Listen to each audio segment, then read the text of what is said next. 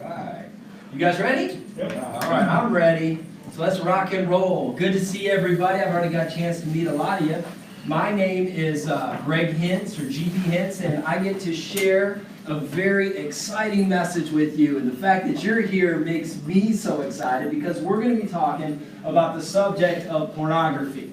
Now, I got some interesting questions heading in when people were asking me, hey, what are you teaching about? And I said, pornography. And they said, it's a how-to workshop. I was like, no, you got this all wrong. But maybe they got it right because it is how to help people, how to be a voice, how to reach out, how to be open. I believe the Lord has put a mandate on each and every single one of us to make a difference, to show up in the lives of people, to be present and to help. And this is one subject, I say this is the elephant in the room that no one really wants to talk about. Everybody's struggling, everybody's suffering, not everybody, but a lot of folks, they're inside of your circle, but it's the secret that no one wants to talk about. So when you're able to open up and to be a voice and to help someone, it's going to make a really big difference. So I believe you're here because God is going to empower you, because God is going to pour into your life, that He's going to strengthen you, He's going to speak things directly to you personally, but He's also going to give you things that you're going to be able to give to somebody else. I believe that we come here to get so that we can go to give. All right? So we want to be built up so we can pour and help somebody else. But before I say anything, can we bow our heads in prayer? God, you are so good. I'm so excited about the work that you're going to do today in this beautiful, beautiful church, in this beautiful place. But we know the church is not bricks and mortar, it's people. And you've brought your church to this moment right now to speak to them, to encourage them, to empower them. And I ask you, Father, to be with my words. Let us have a discussion back and forth. Let us dive into a subject that is affecting many, and let us become the voice of hope for others. I pray that in Jesus' name. Everyone says? Amen. Amen. Amen. So before I dive in to talk about pornography, I want to share a little bit about me. There's my family right there. I have a family of 6, and I have 4 kids. And this picture's a little dated because my oldest son now, he's 18. And then my next son is 13. And my next son is 8. And then my final, the cherry on the Sunday of my life, right? This little princess right here, Juliana Quinn, is 3.5. And she is an absolute joy. Before she ever made her entrance, the reality that I had 3 boys actually prompted my study into this discussion of pornography. It is the one thing that encouraged me because I saw no resources out there for kids through Christ and pornography and how it all works together. And so I decided to build one so that if my kids ever had questions, I could give them something. I could give them a tool. And then my daughter came into my life, and my daughter totally changed my life. I figured now that I had 3 bodyguards, it was safe to have a little princess, you know? So I did my part and really made that work. And their joy is my wonderful wife, Tara, going on 19 years on the 27th of this month. And so it's been a fun ride. We get our 20th next year. Really excited about that. And so that's my family. I do a lot of things. One thing I do is I speak. I speak for the John Maxwell team. That's a great organization. John Maxwell's done a lot of incredible stuff, and I'm proud to be part of that team. I also pastor a church, and the church I pastor is called The Place. And it's kind of an interesting name for a church. Some people think I'm a hipster. No, it's actually theological. All right, there's this obscure Hebrew name of God, HaMakom, which is the place where the omnipresent becomes present. And so when we planted this church 8 years ago, we said we want to create a place where the omnipresent becomes present, hence The Place. It's been a fun ride. I live in a little rodeo town about an hour and a half away from here called Wickenburg. Some people call it Hickenburg, right? I call it heaven on earth. It's an amazing place because I know that's where God has me. God has me there for a reason. Wherever you are, if God has you there, that's your heaven on earth. So you enjoy it. Doesn't matter what anybody else says about it. That's your heaven on earth. So that's where I am. I also am part of this Leading from Your Strengths, which they're here today. They actually have a booth. Really great. You learn about like kind of your personality type, how you communicate and different things like that. And it helps a lot of people. I also work at a sex addiction clinic. In fact, the world's greatest, in my opinion, sex addiction clinic. People travel from all over the world. It is called Gentle Path at the Meadows. And they also have Willow House at the Meadows. I teach every single week. I have 6 one-on-ones. Those are clients. And then I do 2 groups with everybody. Now that's really cool for me because my role there is I'm a spirituality speaker. That's what I do. And so I step into the people's worlds when they're really at their bottom, and I speak truth into their life.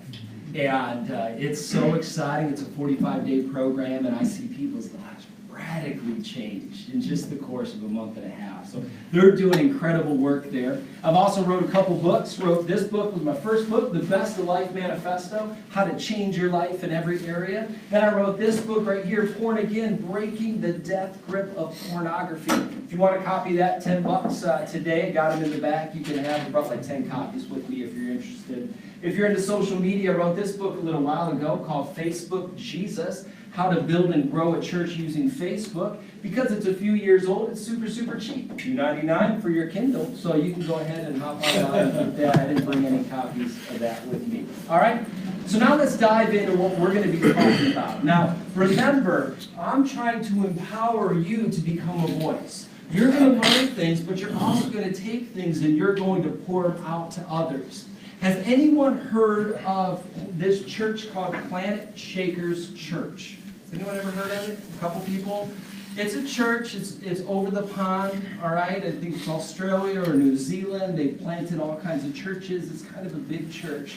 But they worked really closely with this little church called Hillsong. Ever heard of Hillsong? All right, Hillsong. You heard of that? Well, there was this song called Healer by Hillsong. I don't know if you've ever heard it before, but it has an interesting story with this guy right here, Michael Guglielmucci. I practiced that. Could you tell? That's quite the last name. Guglielmucci. And he struggled with pornography. He was a worship leader, and he kept it a big secret. And before he knew it, it all blew up. Check out, it's only a couple minutes long, about Michael Guglielmucci. Michael Guglielmucci told for 2 years, a lie even those closest to him say they knew nothing about. We saw him so sick, so we had no reason to question. We saw my wife would be crying as he's vomiting in a bucket. We saw clumps of his hair fall out. His father Danny, founder of the Edge Church at Ranella, speaking publicly for the first time today during a stage-managed press conference detailing his son's fake cancer scandal and double life. Michael's elaborate hoax blamed on an addiction to sexually graphic images. He got hold of pornographic material at school with friends when they'd go to each other's homes, and so it went on from there. With Michael in hiding under medical supervision, his written statement was read to a packed congregation revealing he created the cancer scam to escape the pain of his sin. For over 16 years, I've struggled with an addiction to adult pornography. As a result of this secret life of sin, my body would often break down. But although I was ill, I did not have cancer, but was again using a misdiagnosis to hide the lie that I was living. The question now, what will happen to the many thousands of dollars donated to the disgraced pastor's cause? Every cent that people want back will be given back. Also, the top-selling Hillsong Church DVD featuring Michael's illness-inspired song, The Healer, will be stripped from shelves and re-edited. But despite the sadness, the hurt and the lies, there's still a feeling of forgiveness and understanding among the congregation for Michael and the Guglielmucci family. We've all sinned. Everybody is a sinner and all be forgiven by God. He's hurt and he's broken and he is sick. He has deceived people and but he has confessed. We want everything to be open and we want to look right. Caroline Hillman, 9 News. Quite a story, huh? A true story. A story of something that happened to someone who was serving in the church, who was ministering, who was pouring their heart out, but who had a secret that kept them sick. And there's a saying, secrets keep you sick. And inside of our church, inside of our congregations, maybe even inside of our own lives, these secrets often do that. And what ends up happening is that people end up getting in a cycle, right? And it's a cycle that starts out right here at this place of temptation. This is the Greek word for temptation. I'll try to say it, but you guys probably know Greek better than me, so I won't, all right? So you got this Greek word of temptation, and temptation is the thing that leads us into sin. Can you be tempted and not sin? Yes. I hope so, because Jesus was tempted in every way, yet he did not sin, right? So, but if you do sin, here's normally what happens. You come to this place right here. This is kind of a crossroads for a person, okay? The crossroads is conviction or condemnation. Now, let me tell you, condemnation comes from the devil, right? The Bible says there is therefore no condemnation for those of us in Christ Jesus. Condemnation is the voice that comes down on us. It's the voice that says, you're no good, you're never going to amount to anything, how could you let that happen again? These people, and begins to condemn you and put you down. That is not the voice of the Lord. The Lord is not going to put you down and push you down, even though sometimes we think that. I remember growing up, that's how I was kind of trained, that that's what God is going to do when I mess up, when I get out of line. That's not how God works, that's how the enemy works, is he's trying to destroy us. God does work in our life when we sin, though, but it's not through condemnation. No, it's through conviction. What does the Bible tell us? The Holy Spirit is the convictor of sin. But how does conviction work? Conviction works in a way to lift up. Conviction works in a way to strengthen, in a way to push somebody up to that next level. Conviction works in a way that says, man, my plans are bigger than this. You don't want to go down this road again. I got a better, make that phone call. Call somebody, reach out. Let somebody know about this. See, that's what conviction does. Now, if we choose to do something different in the midst of this place right here, like reach out or open up, then normally it can end up starting this path of healing. But if not, here's what ends up happening. You end up hating yourself. I can't believe I did that again.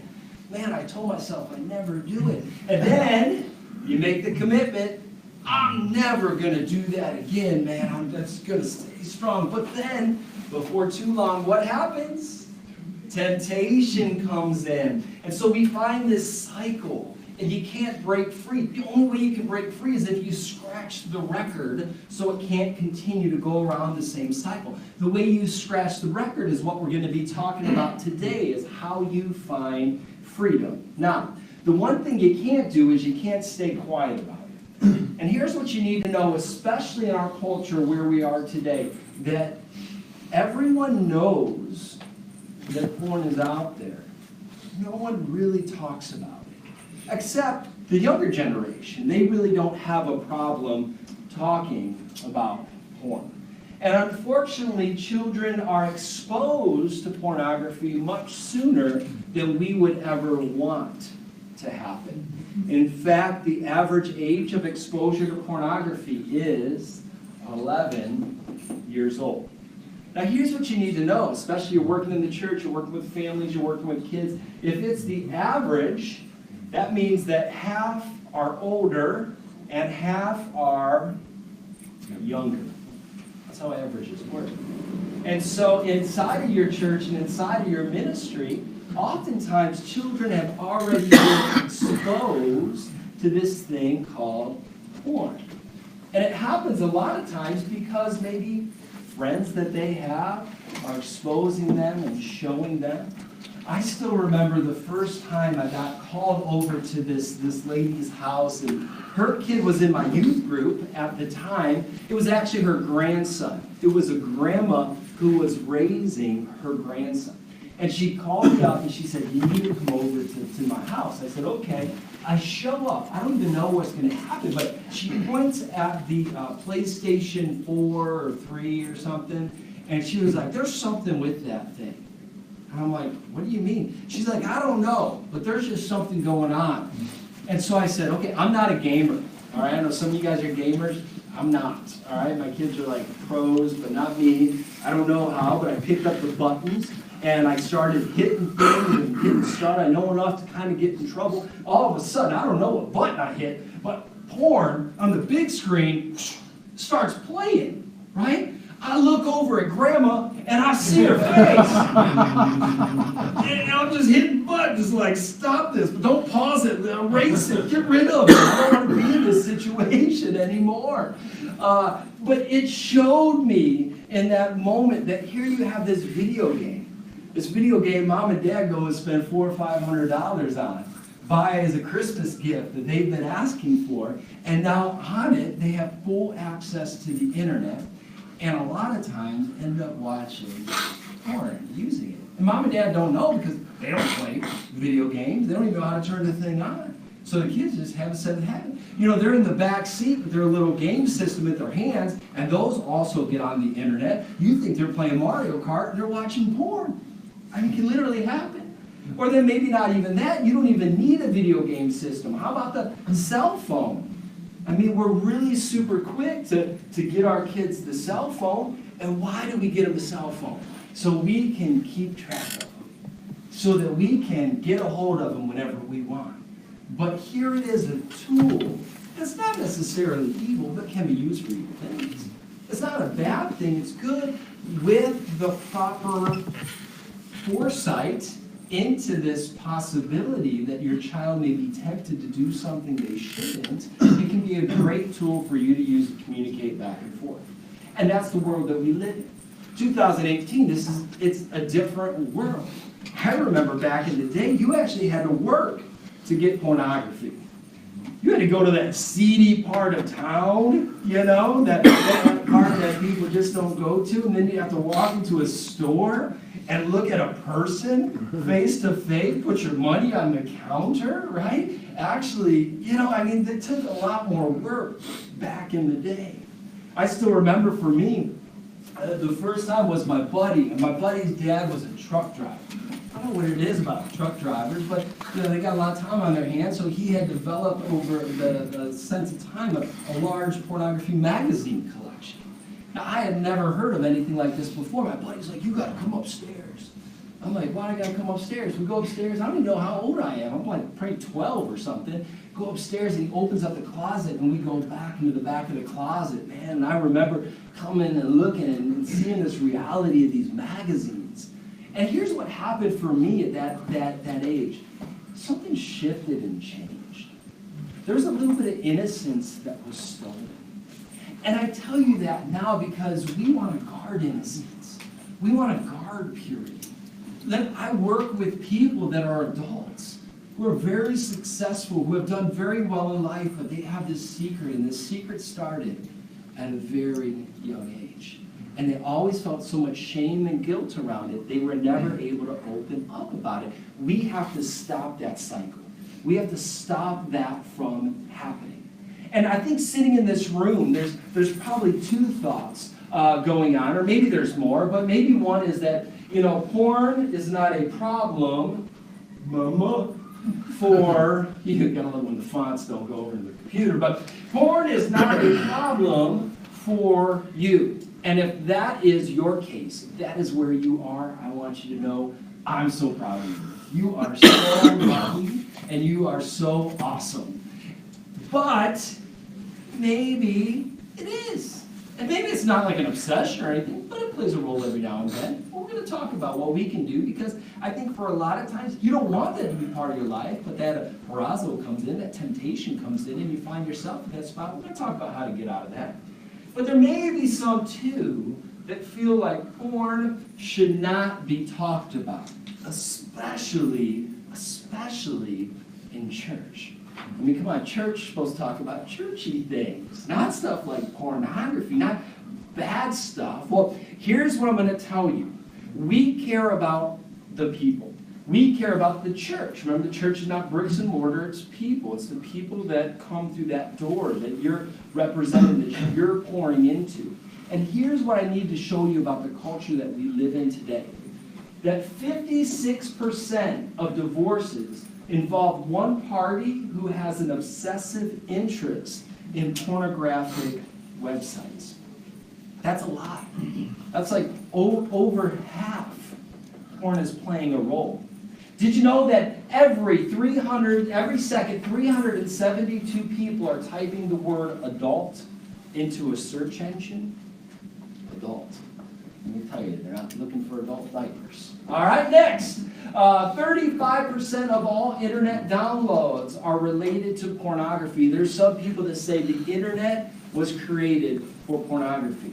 How many of you guys have high-speed internet right now? You can thank pornography for that. The demand was so high that helped us get high speed all over. Now I know you think, no, it was something else. No, really, that's the demand. Did you know that 47% of families reported that pornography was a problem in their home? Now you look and you say, not my home. I say that's great, but here's what I'm going to tell you. 1 out of every 2 of the homes that you're working with, the families that you're working with, it's a problem. And so you can either close your eyes or be part of the solution and help this family find freedom. Every 39 minutes, a new pornography video is being created in the United States alone. Let me tell you, and that's probably increased, because that number is a couple years old. Pornography use increases the marital infidelity rate by 300%. 300%. Now we look at it, why should I talk about porn? Because marriages are ending over this stuff. Marriages are ending. They're stopping because of that. 38% of adults say that pornography is morally acceptable. Think about that. And I'm going to tell you, if you took that number with the younger generation, with your millennial generation, it's going to skyrocket. It's not a big deal. I got a buddy, he'd go to a party, like a party where everybody's hanging out. They have porn on the TV, just for everyone. It's not a secret anymore. It's just out there. What? This is a different culture that we're living in. And there's this morally acceptable. They say it's not hurting anyone, but they're wrong because it's hurting a lot of people. Next would be 10 to 14 billion is spent on porn annually. Watch this. Which is the same amount the U.S. government spends on foreign aid. That's wild. That's wild. And here's the one, though, that gets me the most. 53% of pastors regularly look at porn. If 1 out of every 2 spiritual leaders is regularly checking out some kind of XXX, then this is an epidemic of epic proportions. And you would say, why? Why is it so high amongst pastors? Here's why. Because it's secret. No one has to know about it. Listen, you got a phone? No one gets on your phone, you know? But if you can look at porn on your phone, who has it? It's private. And it's the kind of sin where, like, you're not coming out of the bar, falling down drunk and, living in there in the gutter where everybody can see it. You're not taking another woman and cheating on your spouse, theoretically, but you're doing this thing that nobody sees, right? That's why it's such an epic problem. I love what Scripture says. In the book of 1 John 2:16, it says, "For all that is in the world, the desires of the flesh and the desires of the eyes and the pride of life is not from the Father, but it is from this world." And this is the world that we dwell in. But here's the good news. This is the world Jesus is calling us to work in, right? Like, he's called us to this ministry, to this place, even though it's messy, even though it's dirty, even though it's a pain in the butt sometimes. He empowers us and strengthens us to do just that, what we're called to do, to minister inside of this place. Now, the lust of the eyes, right? So where does this start? The lust of the eyes is the desire to possess or see something apart from God's will. Okay? Does that remind you of a commandment? Which one? Or coveting, right? You guys are like, I didn't know this would be a test today. Yeah, we can talk back and forth. Coveting, right? You should not covet your neighbor's wife. I mean, that's one of the things that we see. I'm from back east. It's a little different out here in the desert. This is where I live now. I lived here for 12 years, but I'm originally from Cleveland, Ohio, or that area. I grew up more in the country. And in the country, I remember being outside at night. We had one of these things right here. What's that? You guys are familiar with this, right? I mean, we have the bug zapper, and I always thought it was interesting how the bug zapper worked, because what it does is it puts out this light, and then you got this bug. And what's that bug drawn to? The light, right? And before it knows it, it's moving towards the light, and then it gets so close, and before it knows it, bzz, what's that smell? Smoke coming up. But imagine the bug that's right behind it. He sees his buddy, zapped, dead, fall to the ground. But what does he do anyways? He just keeps on going, right? He can't stop because he's so drawn to it. The eyes are like that, right? And it's kind of the way that we were wired too. Being, male and female are kind of different, and it's not 100% thing, it's just different. And a lot of times guys are drawn by the eyes. That's why you're looking through a magazine and you say, that's an interesting car ad. And what's on top of the car? A woman in a bikini. And you're like, does she come with a car? No, she doesn't, right? Why do they put the woman with the bikini on top of the car? So you stop, right? And you look, and you're going to think to yourself, man, if I get that Mercedes, then I may get that lady, right? There's this thought inside of our mind. Marketers understand that. Next time you're looking through a magazine, look and ask yourself, why are they showing that? Why are they showing that? They're showing it to try to capture that attention. Porn is the exact same way. But I gotta tell you, unfortunately, watching porn is stupid. Let's say that together. Watching porn is stupid. Now, you say, why is it stupid? Well, I'm just not saying it's stupid at this. It's stupid at a physical, emotional, mental, spiritual level. And here's why. It's this $50 word right here, the arousal template. Now, I say the arousal template, and that may mean absolutely nothing to you because it's kind of a therapeutical word.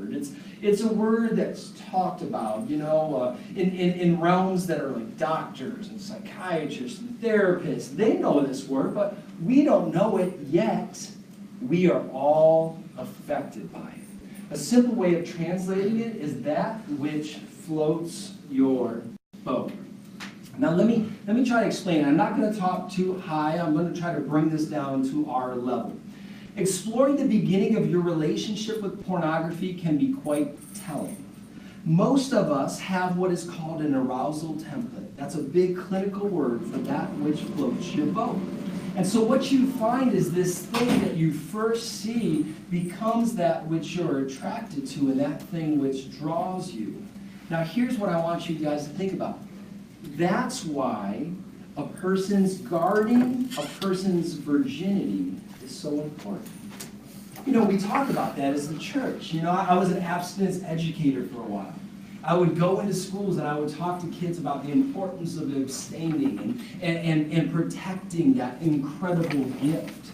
And the reason why is that a person's first sexual experience, it leaves a permanent imprint on their mind in the terms of their sexual preferences. This is one of the reasons why if a person is abused sexually at an early age, they will often find themselves attracted to the same people who resemble their abusers, whether physically or emotionally. But here's what I want you to think about through God's plan. If God's plan was for you to have your first heightened sexual experience with your spouse, what's going to float your boat? Your spouse.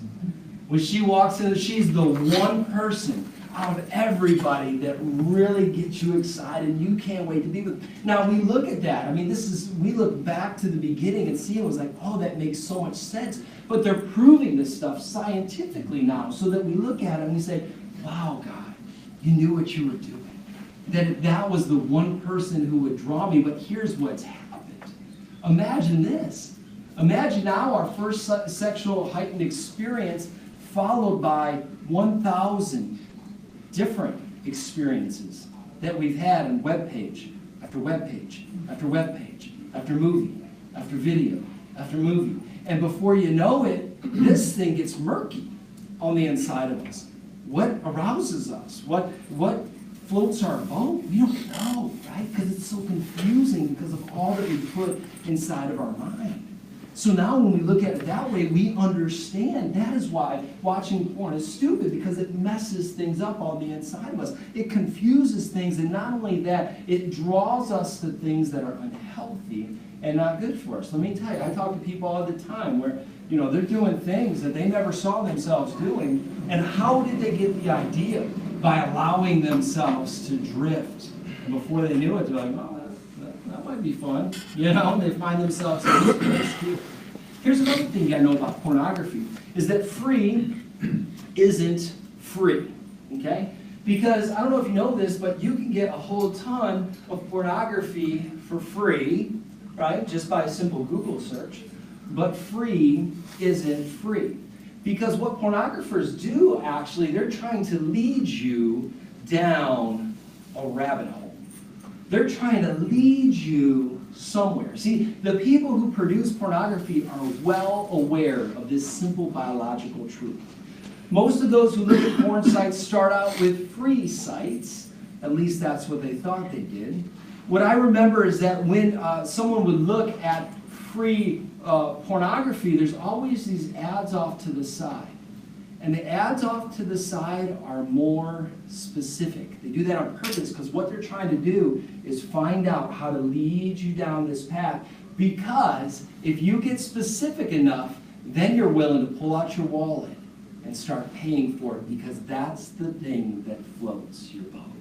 See, they're not giving it to you for free. They're trying to get you trapped. They're like leading you in. And they're like, man, once I get them there, they're going to be stuck, and they're not going to be able to get out, and they're not going to be able to get free, and they're going to give me their money. See, that's the goal. That's what's trying to happen right now, and it's literally endless. If you follow the word pornography all the way back, you'd find it in the French, pornographie, which simply means the description of prostitutes. The word in Greek, pornographos, when we break down the Greek word, we gain even greater wisdom.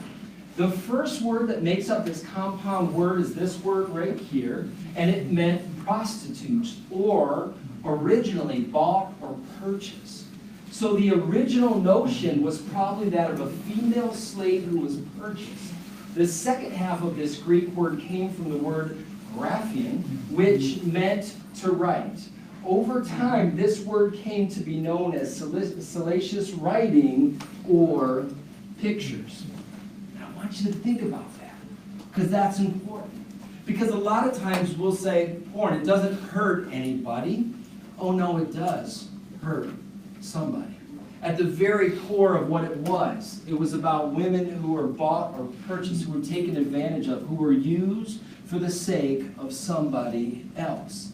And the interesting thing for me is if you follow this thing full circle, you're going to find that same thing today. They did a study not that long ago about aggression in pornography. What they found out, they did content analysis of the top 50 best-selling adult videos. The top 50. These are the ones that get more clicks than any other clicks, the top 50. And here's what they found out.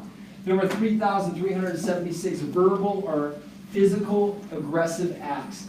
88% contain physical aggression. Watch this. 94% aggressive acts committed towards women. Wrap your mind around that. Now I want you to think about this. This is the top 50, 94%. Now you get a child who's sitting there watching this day in and day out, and before you know it, they think that's what sex looks like. They think that's normal. They think this is how it's supposed to be. And now you begin to see the enemy's plan that if he can get an entire generation to twist the way they see sexuality, to use women to service themselves, to act out in aggressive ways, then it changes the entire structure of the human race. And where do we go from there?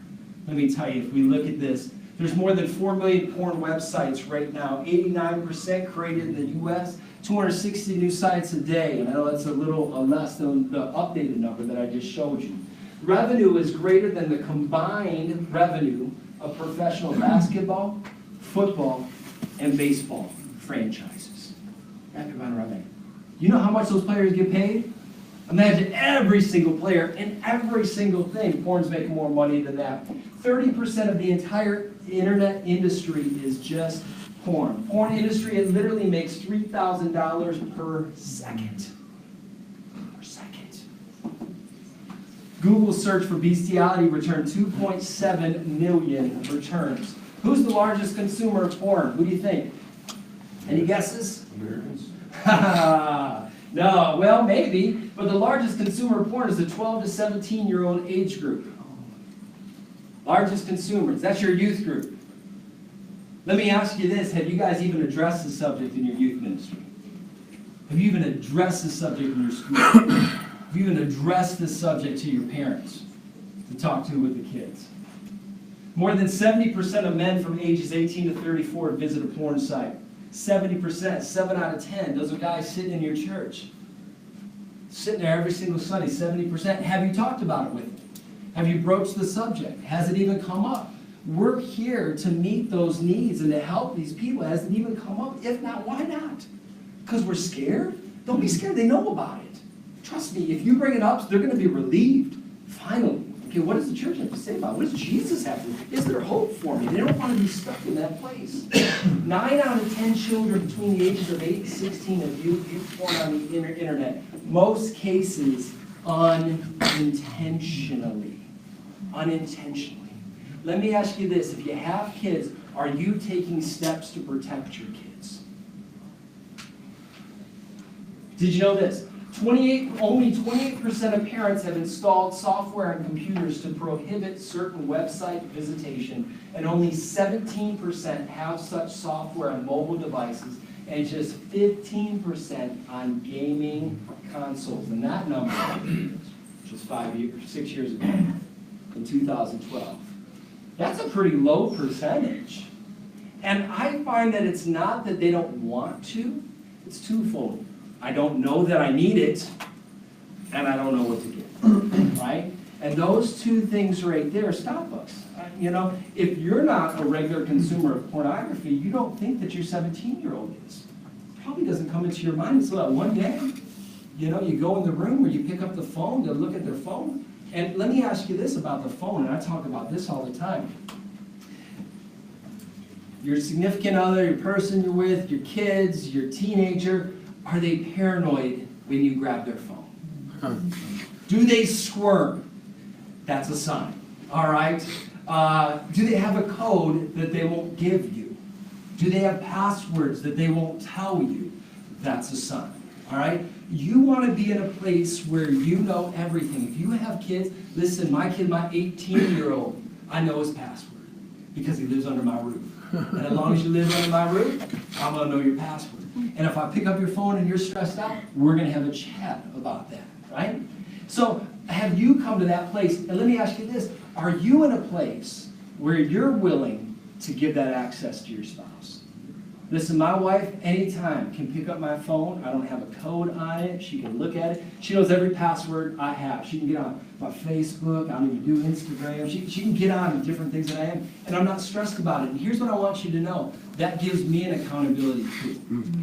Where if that temptation, that parazo ever shows up in my life, I'm going to know, man, my sweet wife may catch me this way. I'm not even going to return that friend request. I'm not even going to, I don't even know this number. I ain't even answering this, because I want to be in that place. Now, I do that to protect me. I don't need to do that, but here's the other side that happens. That tells my wife that she can trust me. That tells my wife if she pick up my phone and I don't stress out about it, I'm like, you do whatever you want with it. That gives her a greater trust for me.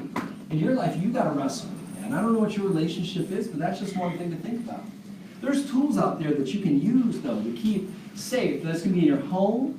This can be, maybe in your school, if you're here representing a school. This one's been around for a long time, Covenant Eyes.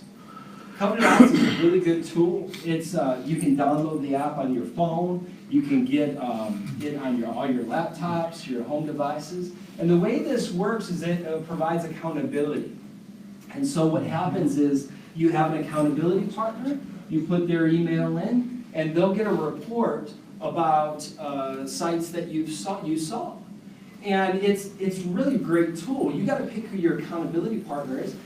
For me, I get it.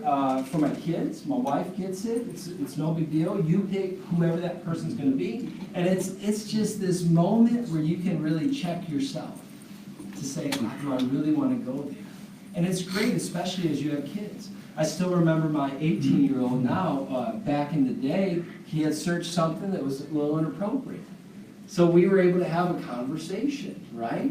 And that's the beautiful thing. And it wasn't a conversation like shame, shame, shame. It was a conversation like, dude, I get it. Let's talk about it. Let me tell you.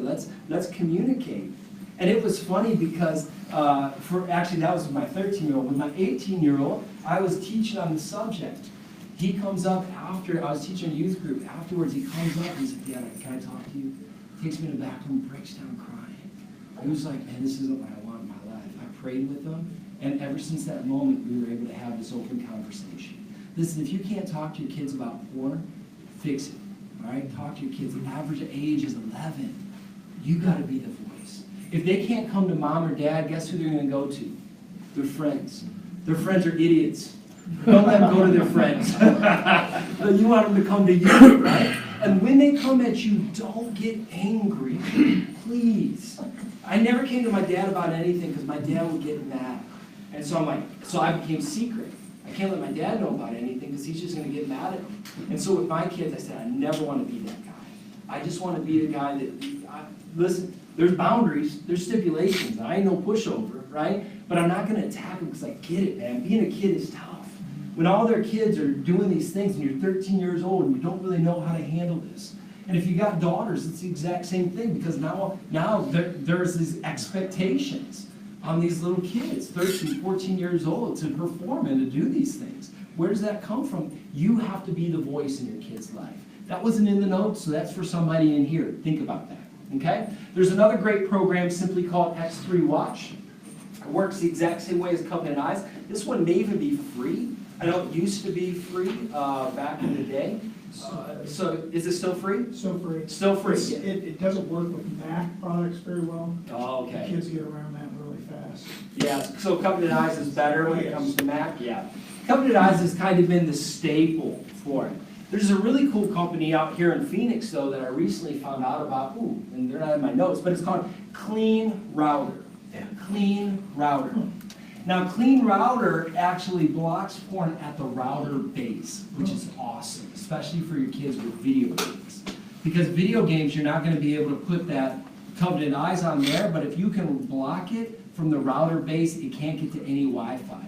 And all of your if you got teenagers and all their JAG friends come over, it's Mr. Cleanland when they're in your house. So they're not getting into anything as long as they're on your router, which is Clean Router. Yes? And if you're a techie or know somebody who is, and you have a newer router, a lot of the newer routers have built in the ability to do what Clean Router does, or some of what Clean Router does. Yeah. And it works. That's awesome. So get a techie friend, get somebody in your corner to help you out. I mean, my goal here is really just to open up your mind to this reality, to say, I'm going to do something, right?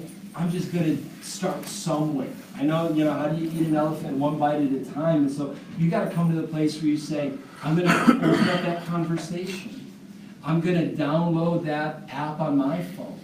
I'm going to pay the $12 a month to have accountability for my computers, whatever it is. So let's take responsibility as a staff. If you're here and you're a church leader, I know staff members in a church would use church computers to check out porn. Well, let me ask you there, church leader, are you being a good steward of that which you have? And maybe you're not in a huge church where you got a tech department, right? But you can do something simple to at least ensure that on on computers that were bought with church money, that they're not being used for the digestion of pornography. All right? So take a step in that regard. I got a Bible verse that I've held with me, and I keep it really, really close, and it's Job 31:1. It says this: I've made a covenant with my eyes not to live lustfully at a young woman. You think about those words for you in your life. Have you made a covenant with your eyes? Ladies, say man if you want. You know what I mean? Whatever it is. I mean, just guard your heart, protect your heart right where you are. And so when we look at our lives as a church leader, are we going to be responsible and proactive? Are we going to, when we look at our teaching, okay, if you're teaching and you're over youth or you're over kids, is this part of the subject matter? Is this part of what you're going to be communicating? If you're working with families, are you talking to parents about this?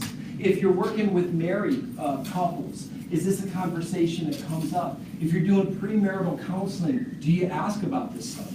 What are your thoughts? Have you guys even talked about it? Have you guys discussed it? This is a great conversation. We see the effect that it's having on everybody. You know, we will help our staff succeed and provide them with accountability. And so even with your staff, don't come at your staff in this tough, gruff way. You better do this or else. Come from a place of compassion. I'm in your corner. Like if you're the chief shepherd, if you're the main pastor, you're called the shepherd to have love and care and compassion. You're called to go after the lost sheep and bring them home. You're called to protect them and keep them safe. Are you doing that in your staff? Are you doing that in your ministry? That's really, really important. You know, in the book that I have, it's simply, we have 3 principles. And we say, if you ever want to say you had a problem with pornography, you need to have these 3 principles rule your life. And the first one is simply this. The first one is just honesty. In your life, are you being honest? I work every single week with people who are incredibly successful in life, that aren't honest with themselves, that aren't honest with their spouse, that put on a mask and pretend. And if you saw them, they're smiling. And if you said, how are you doing today? They say, I'm doing great, blessed and highly favored, praise the Lord, right? But behind the mask, they're rotting away. Just for the simple fact that they can't be honest. If you haven't found someone in your life to be honest with, find them. ASAP, right? Find one person that you can be. Listen, and if you can't find that, like out here, like go to a therapist. They can't tell your stuff to anybody, right? If you don't trust anybody, go talk to them. Find someone that you can trust, that you can be honest. Stop holding these secrets, keep you sick, all right? And not only that, but teach others to be honest. The second one is this, accountability. You've got to have accountability in your life. Who's holding you accountable? Who's asking you tough questions? Who do you have to answer to? If you tell me no one, I'm going to tell you you're in trouble. Because it's only a matter of time. If you're the top rung on the ladder, that's a bad place to be, right?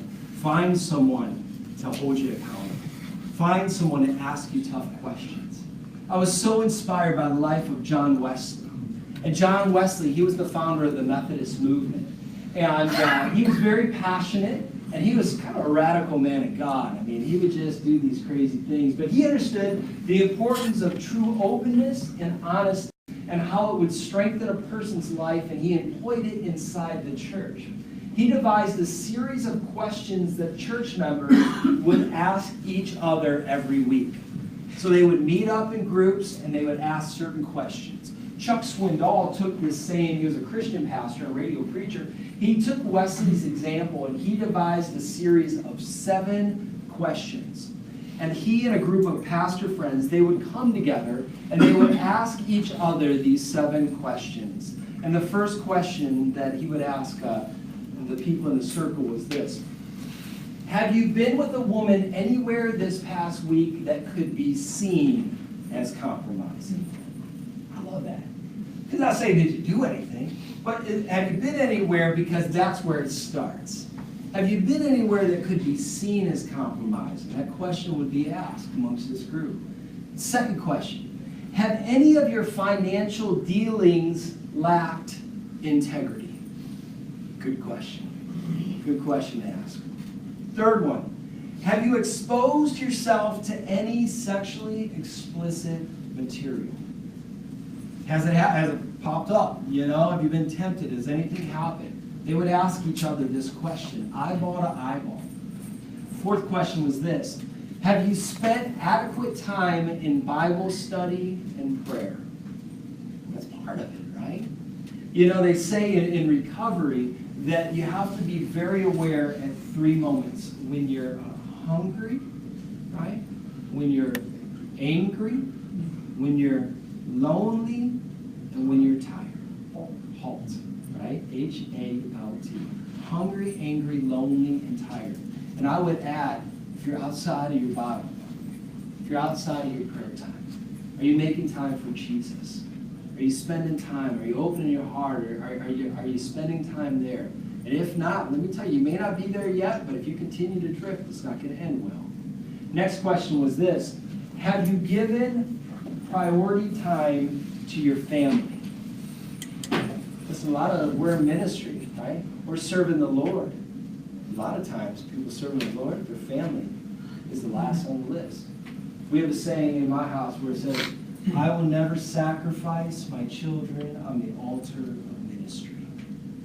That's so important. Don't have your kids grow up and despise the church because they never saw their dad or they never saw their mom. Have you spent quality time with your family? Sixth question was this. Have you fulfilled the mandates of your calling? Are you doing what you're supposed to do? Or are you just simply distracted with everything else? Are you fulfilling the mandate of your calling? Are you just being distracted or are you staying focused? And I love the seventh question. I think the seventh question is probably the most important question of all, and that's this. Have you just lied to me? Because isn't there that temptation? And to have someone, you know question 7's coming. So you know 7's coming, so when question 3 comes, you're going to be honest. If you really value that relationship, you're going to be honest. And that's the last principle, and that's the principle of D, which is disclosure. Will you fully be honest? Will you truly talk to somebody? See, the principles I've had are simply honesty, accountability, and disclosure. The last thing I want to tell you is just a story from Aesop. Aesop, he had a lot of really, really cool stories. This story is actually one of my favorites. It's called The Farmer and the Snake. And it's a story about this guy's on the top of this mountain, and there's this rattlesnake.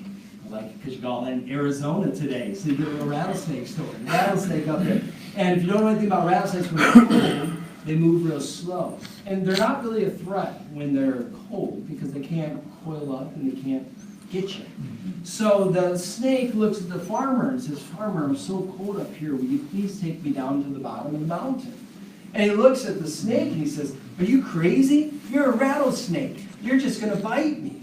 And he looks and says, No, I'm not going to bite you. Come on, I'm freezing cold up here. Will you just take me down to the bottom of the mountain? And so the farmer's moved with compassion, and so he's like, all right. So he reaches down, he picks up the rattlesnake, he puts the rattlesnake in his pocket, and he starts walking down the mountain. As he's going down the mountain, though, the snake is starting to warm up in the pocket of the farmer, right? He's starting to frost a little bit. He gets to the bottom of the mountain where it's nice and warm, and he reaches in and he takes the snake and he puts the snake on the ground. The snake coils up and bites him on his hand. And he looks at him and says, what are you doing? We talked about this. You told me you weren't going to do it. And the snake looks at him and says, but I'm a rattlesnake. And that's what rattlesnakes do. When you look at pornography, it's going to bite you. It's only a matter of time. If you don't open up, if you don't find accountability, and if you don't enter into disclosure, it's going to get you. Don't let it get you. All right? Don't pick it up. Find a way to find freedom. I leave a little bit of time at the end because I know I talk really fast for questions. What questions do you guys have for me? Yes, back row. I just had a quick comment, just based on my own experience with my son, Caleb, who was 9 at the time.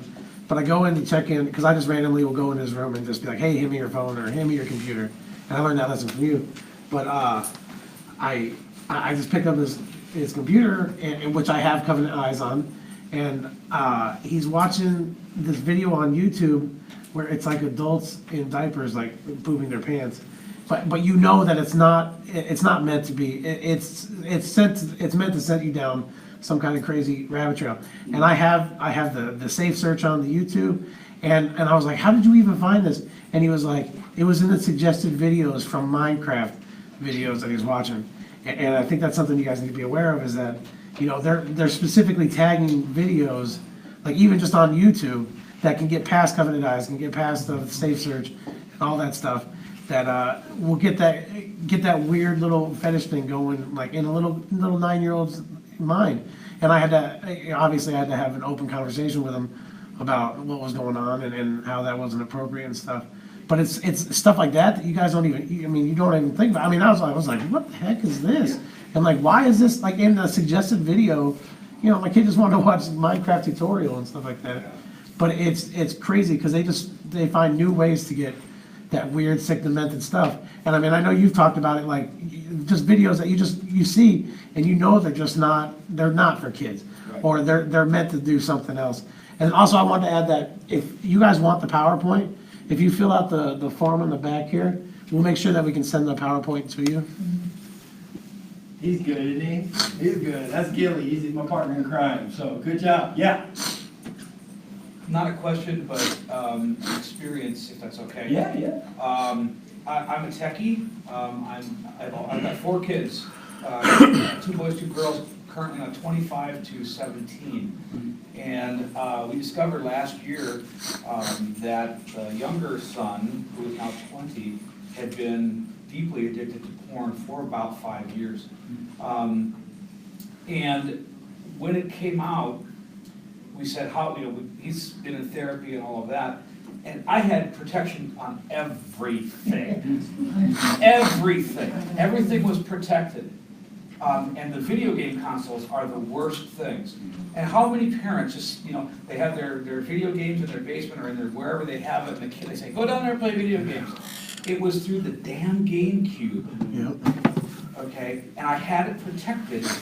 And he wanted to download a new game. And yeah, I had to come down to do a password to allow that.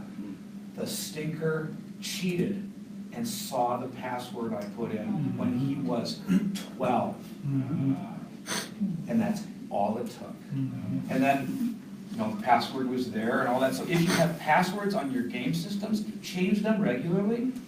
Yeah. I mean, just to do all that, I mean, there's hope, there's healing, but don't think and we have Covenant Eyes now. Don't think that just because you have it locked down that they're not finding a way. Yeah, they're sneaky little buggers, right? They are sneaky little buggers, but pain. And, this is a lot worse than a rattlesnake. Yeah. Be vigilant. Be vigilant. That's vigilant. good. That's good insight from a man who's been there, done that, and bought the T-shirt. So, and I'm glad your boy's on the road to recovery. He is, thanks be to God. That's awesome. All right, who else? Yes. I got more questions, but I'll start with this one. Okay. Talking to young people in this generation who are very open about it, how do we present our argument and our discussion about pornography as open while not seeming sex negative at the same time? I think science. I think if you really dig into science, like the arousal template, and there's a ton of stuff right now. So the clinic I work at is, there's a person by the name of Patrick Carnes, who is like the leading voice in the world on sex addiction, which would take it much further than simply pornography, but that's part of it. And so if I was speaking to this next generation, I would speak science, because it's proving itself scientifically, and I would speak values. And so I would look specifically at somebody and say, this situation, how does that treat this woman? And I would tell them the backstory. And that's what I included in the book, was some of the backstories. Because no one gets started and says, you know what, I want to be a porn star, because it's horrific.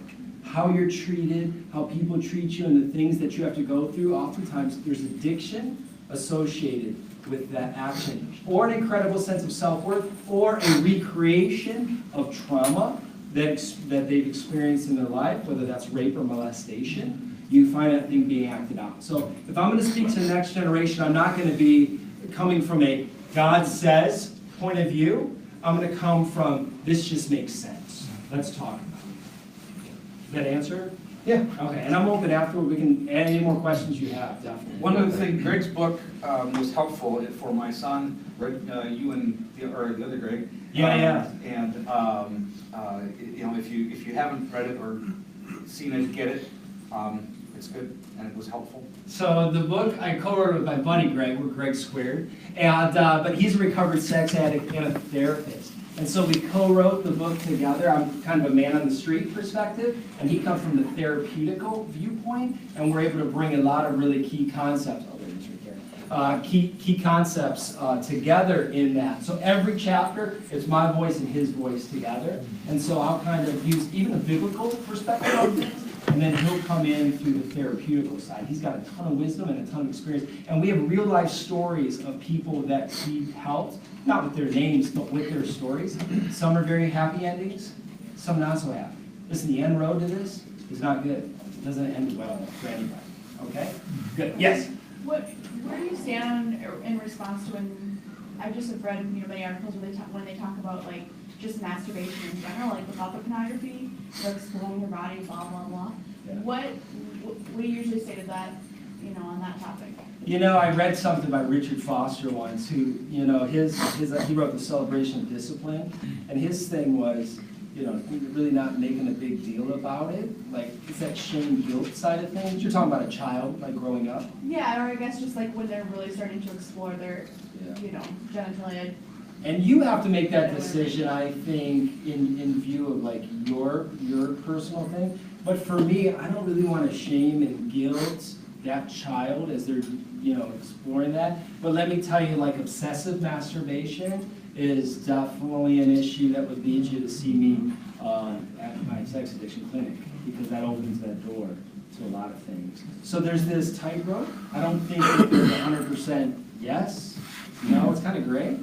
And it's kind of per child or per incident basis, I'm always going to try to keep that conversation open. I want my kids to come to me and talk about stuff like that, so I'm not going to come down on them. But I'm a little more gray side on that because I got the other side from my dad. And so I just kept it all secret. And good question. Yes? In my generation, it was boys bad, boys are aroused by their eyes, girls not so much. What's going on now with science and girls and what's being discovered with the internet and so on? Huge increase with females using pornography. Porn, I think it's like 35% on a regular basis would say that that's, definitely part of the thing. You see it like in use with couples. I mean, you've had situations with the movie that came out, Shades of Grey thing. Shades of Grey, I think that's a Grateful Dead song, but yeah, 50 Shades of Grey. And so that's opened up kind of this with couples being together and doing things like that. And so you have seen an increase with females and an increase with couples. But again, I think you got to get back to the place of saying the backstory there and what's happening when you see 90-some% are physical or emotional, aggressive acts towards women. Like, this is where the church is called to be a voice, to protect women. And here there's women being abused. And let me tell you, it's simple supply and demand. Let me tell you, don't get mad at the pornographer. Don't get mad at them. Because if we can kill the demand, there'd be no supply. The problem is that the demand is so stinking high, there's always going to be the supply that's coming out there. And I'm going to tell you another thing that's happening is that because the supply is so high, you're seeing things like sex trafficking just out of the, I was just talking to someone right here in Phoenix. There's a place called Streetlight Phoenix, where they have around 30 kids from the age of 11 to 17 that have been involved in sex trafficking. Right here. And this is a national thing. It's international, but I'm saying minimally it's national. That's right here. What fuels that behavior? What fuels someone wanting to rape an 11-year-old girl? Porn. Oftentimes is a source of that. And the people that you find going down that road, not in action, but looking and searching that, they didn't start out saying, what I want to see today? they never start out that way. Before they know it, they're just searching curiosity, and they find themselves stuck in this place saying, how did I get here? If you could have dealt with it back here when it first started, you never would have got to that place. Yes? When you say porn, are you referencing to just kids sexting? Or would that be? That's a whole nother. Because I feel like those numbers are actually probably small when it comes to, if you threw in sexting in there. You're right. My high school student said 100% at the high school. Yeah, yeah. And that's a Christian school. That is such a good statistic for you to share. Not a good statistic for a fact, but holy smokes, that's, you The know. same thing morally, it was like, so I approached it of, what, you know, how are you valuing the girl, but it's like a, you know, to them I get blank stares of like, well, I don't know, there's nothing wrong with it. I show my friends the picture that a girl in class sent you. Yeah. No, that's so I true. don't know, you know, So it's these like numbers you wouldn't did. even involve sexting, but sexting is this huge, and I think that comes back down to value. Where are you really valuing that person? And that's the problem with the next generation, is that there is no value there. Like, people are there to serve me. We become little g gods, right? It's all about me, so show me what I want to see, and da-da-da-da-da-da. And they do it, right? And a lot of times, you know, a girl's sending pictures of herself. Why? Because she wants to be validated. Because she wants to be someone to pay attention to her. Well, where does that come from? We can just trace this thing all the way back and say, if we would just start when they're here, then we'd have difference when they're here. But we're not. So we got to become that voice. Thanks so much for sharing. I should probably add something in specifically about that, because it is an epidemic that's out there. Snapchat really helped that. You know, Snapchat, and there's text programs too, where if you have a program that is erasing the thing you send after 30 seconds, nothing good is happening there. Let me just say, nothing good is going to happen there at all. And so you just have to make the decision to say, that's not what I'm going to do. The people who made Snapchat, that was their whole purpose. The whole purpose was to gather naked pictures of women. And so what would they do? Well, let's just do it so it'll erase. It never erases. Right. If you put it online, it never erases. It is always there. Hey, I'm doing great. My own side. It never erases. It's always there. And so that would be another thing that I would stress to them. But unfortunately, it may not even matter. You know, they may be at the place where they don't even care anymore. What was the statistic you said? 100% of what? Well, this was just from my students who stopped in my office and we were chatting. I said, what do you think the percentage of students, they were seniors at your school, who sext each other? Perceived percentage. Yes. And I've talked to a few other kids in the youth and they said, absolutely. Everyone? That's what they said. Wow. And Yes. we've read the new Barna study on the Gen Z. They said 34% of teens think it's worse to not recycle than to look at pornography. Wow. And that's the new study that's out. That's so good. It was this month, and it was like 32% don't believe that lying is wrong. So they said they don't have a moral compass anymore. Right. And we're now just in this clean slate.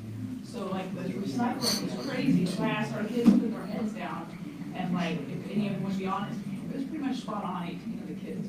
Really? Out of the raised their hand. It was like, yeah. I know. I was like, I read that and I was like, no way. But they said, yeah, they feel it's like. And just what you're saying, it's a beautiful, horrible thing. It's beautiful, and here's what we gotta see. We gotta start from the ground up. We got like, you know, I think sometimes as a church, we're trying to think of all these new and innovative this and that. How about we just start here? Like, they don't even get this. Let's just start with the basics. We don't need to teach all. Let's just get our kids to begin to value themselves and value one another and see themselves as created by God with purpose. And that's a great place to be. Yes? I just want to let them know that if they want to share the video, what we recorded today's session, that also sign up, and we'll make sure that we send you the link, like if you have somebody that you want to see this video or something like that.